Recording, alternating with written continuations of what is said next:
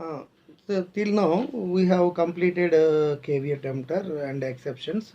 Now the second topic for discussion in this class is sale by non-owner. Sale by non-owner. Sale by a person who is not a owner.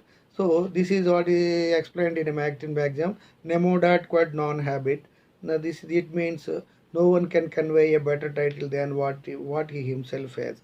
Section 27 to 30 of the Sale of Goods Act 1930 lay down various provisions relating to the sale by non-owner. Or this is explained in Latin axiom nemo dat quod non habet. Or no one. This means no one can convey a better title than what he himself has. Suppose this Sale of Goods Act deals exclusively with sale of goods, sale of movable property from one living person to another living person. So, movable property in this case, movable goods like TVs, refrigerators, cars, two-wheelers, four-wheelers, cycles, and all the goods, all the so many goods, goods and commodities.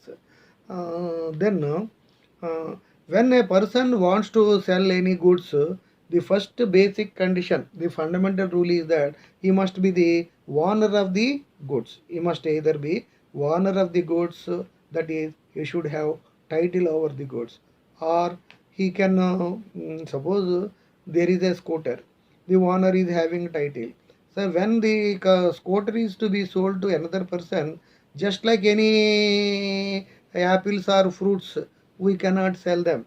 But when a two-wheeler or four-wheeler is sold, its registration must be there. It is to be registered in the name of the purchaser. Otherwise, their sale cannot be taken. So not only that two-wheeler or four-wheeler, for any other goods other than these, when a person wants to sell the goods, he must have title, he must have authority. Either he should have title or he must have authority. Then only he should sell the goods. Without having title, without having ownership, or without having any authority, if he sells, the purchaser will not get any title over it. What title the seller is having, same title the purchaser will having. Suppose I sold goods, suppose somebody's goods are lying there, I sold those goods to somebody. When I took money from that man, some 1,000 rupees. When the goods are in the hands of, in the possession of purchaser, the real owner comes and who are you? How you got these goods? They are my goods. He will take back. But the buyer has no title. Buyer, I purchased it from who is that how he told you, how he sold you, like that. So if the seller is having title or authority over the goods, the buyer also will have the title and authority over the goods. If the seller doesn't have a title or authority over the goods, the buyer also will not have title or authority over the goods purchased. So where is a section 27 to 30 of the Sale of Goods Act lay down various provisions relating to this relating to this. And now when a person wants to sell the goods, either he must have title, that is his owner, or he must be a co-owner. He can, if he is a co-owner, he should take the consent of other owner and sell. Or he must be an authorized agent. Suppose there are so many goods, in market yard is there, in mango season, the farmer brings all the mangoes and hand over to the auctioneer in the market. So that auctioneer is not the owner of the mangoes, but he is authorized to sell. Suppose in a sugarcane time, mangoes time, or paddy, mirchi, whatever it may be, the farmer will bring even fruits, even apples, even tomatoes, whatever it may be. The real owner, that is farmer, will bring the load and hand over it to some agent, auctioneer. Though he is not owner of that, he is entitled to sell it. Suppose co-owner, both owners must equally give consent. If one owner gives consent to the second owner can sell. So there are four owners, all the three owners, co-owners should give consent. So like that. There are some exceptions to this. So this topic, sale by non-owner or nemo dat quod non-habet, or no one can convey a better title than what he himself envisages that according to there are the relevant provisions are enshrined under section 27 to 30 of the Sale of Goods Act. So when the seller when the goods are sold, the person who is selling the goods should have title either by ownership or he should have title. That means he must be the owner. If he is not having title as a owner, he must be an authorized agent, he must be a co-owner, he must be similarly he must be a seller before agreement to say before sale or buyer after sale, provided any one of these conditions are absent, that sale is invalid. Whatever title the seller is having, same title the purchaser will have. So if seller doesn't have title, the buyer also doesn't have title. The buyer must have paid the money, it is immaterial. So that is why it is said that no one can convey a better title than what he himself has. If I have title, I can transfer to the buyer. If I don't have title, I cannot transfer it. I may simply take the money. So this is what is called this. So for this, there are 6 exceptions to this rule. No one can convey a better title than what he himself has. There are 6. One is estoppel. Section 27 of the Sale of Goods Act speaks about estoppel. The word estoppel, this principle of estoppel is from principle of equity, principle of natural justice.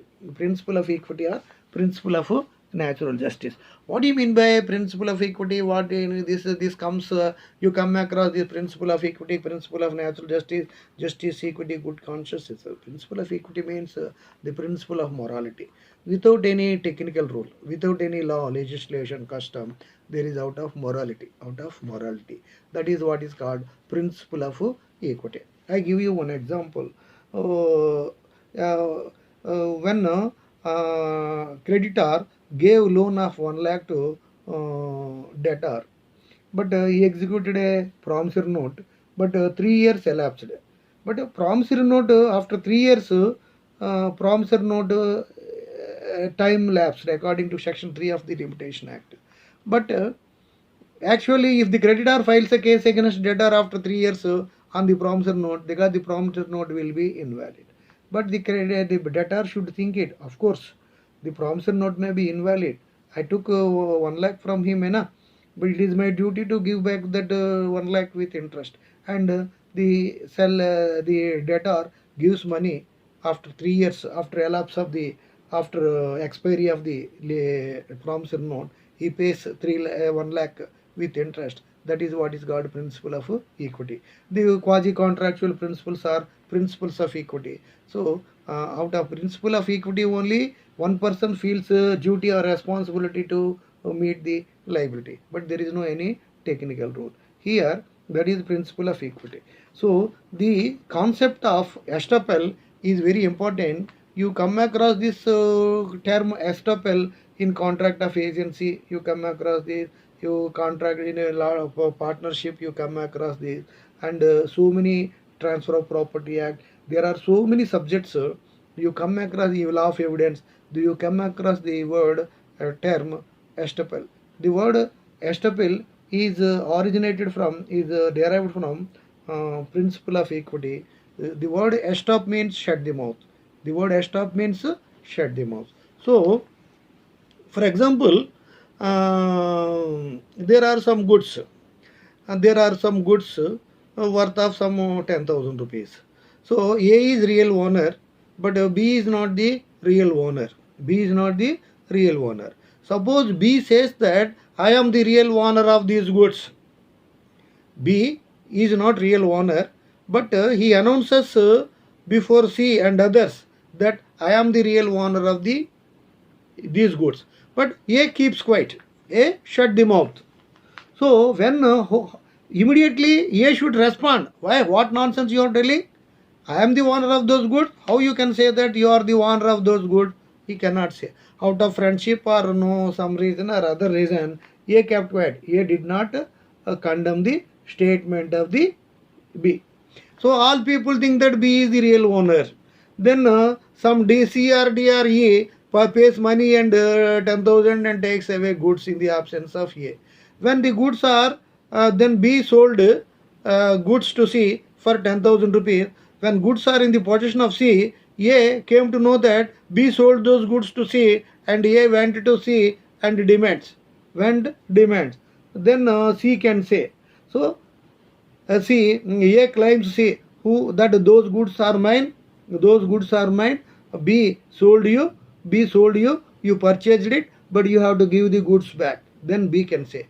When B was announcing that he is the real owner, you kept quiet. When you shut your mouth, when B was announcing that he was the owner of the goods, you kept shut your mouth. Now you must shut mouth and go. That you are B here is owner of the goods by estoppel, and now the principle of no more dot good non-habit will not apply, but here the sale will be valid. That is estoppel. Second one is sale by merchant in section 12. Estoppel. Section 27 speaks about estoppel, and sale by mercantile agent. We are seeing in market yards in a mirchi season, turmeric season, or wheat season, rice season, paddy season, and tomatoes, fruits, vegetables, whatever it may be. When the lots of goods crop was produced by the farmer will not be able to sell directly. He has to depend upon some auctioneers or middle people. He will take the stock to some middleman. That middleman will sell them in auction or some mediator, some authorized agent. So the authorized agent is not the real owner of the goods. He is entitled to sell the goods. When once the goods are sold, after receiving the amount payment, he will give that payment to the real owner after deducting his commission. So this is second, the mercantile agent. Third one is co-owner or joint owner. Co-owner means the goods may belong to one person, or there are some cases the goods belong to two or more persons. There may be two owners or three owners or four owners, whatever it may be. If one of the owners want to sell the goods, he must obtain the consent or permission of the other owners. After taking the consent of other owners, he sells. The sale is valid. Suppose without taking the consent of co-owners or other owners, he directly sells the goods. That sale is not valid. So, if sale by co-owner or joint owner with consultation with the other owner, according to section 28, that is valid. Next one is voidable contract. So, the sale voidable contract. Here, voidable contract. So there are some goods.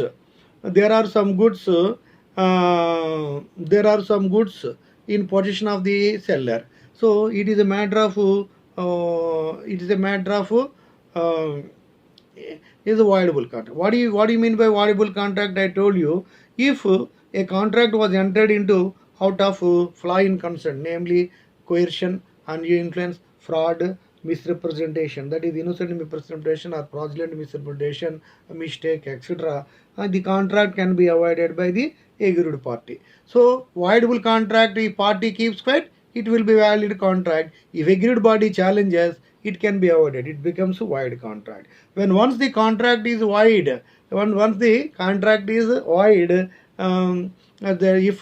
the sale is there, that sale can be declared valid. Suppose if seller sells goods and buyer, the buyer will have get title. If the buyer happens to be the aggrieved party, it will be valid.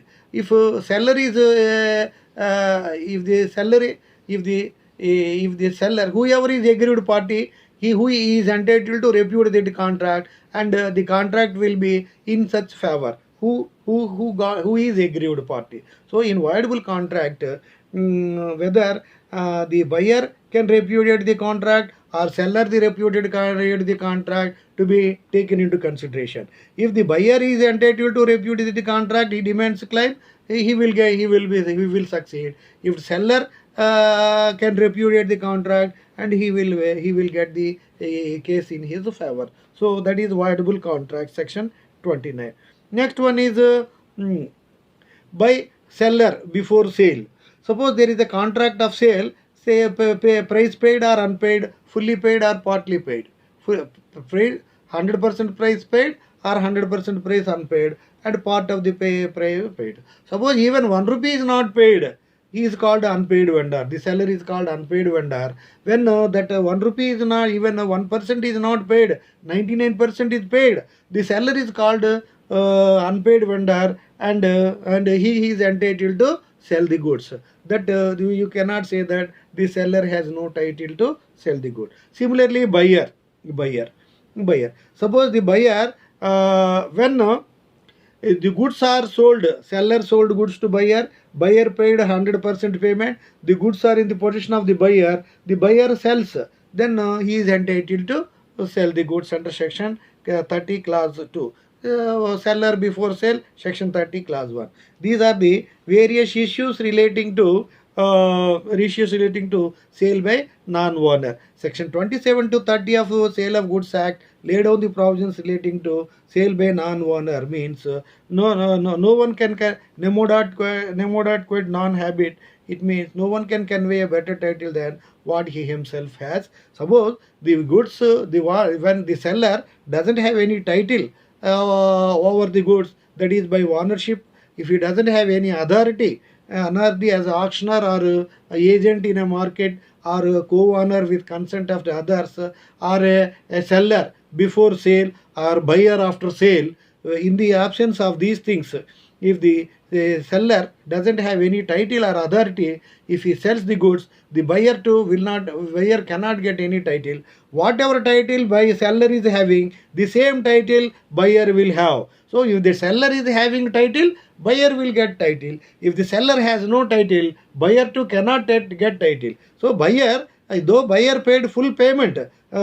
paid full price, if the seller has no title, buyer cannot get any title. Buyer cannot say that I don't know, seller has no title, but I paid 100%. I am entitled to get. He should not say. If at all there is when seller did not have any, it is the duty of the buyer to check that whether seller is real owner or not. If he is not a real owner, he has authority to sell or not. After satisfying himself, buyer should purchase, but he should not purchase blindly. He should not purchase blindly. If he purchases blindly without ascertaining the real title, when real owner comes, the buyer has to return the goods. Thereafter, the only remedy the buyer can have is he can file a case against the seller, fraudulent seller, and recover the money. This is the position with reference to sale by non-owner, that is nemo dot quid non-habit, or no one can convey a better title than what he himself has.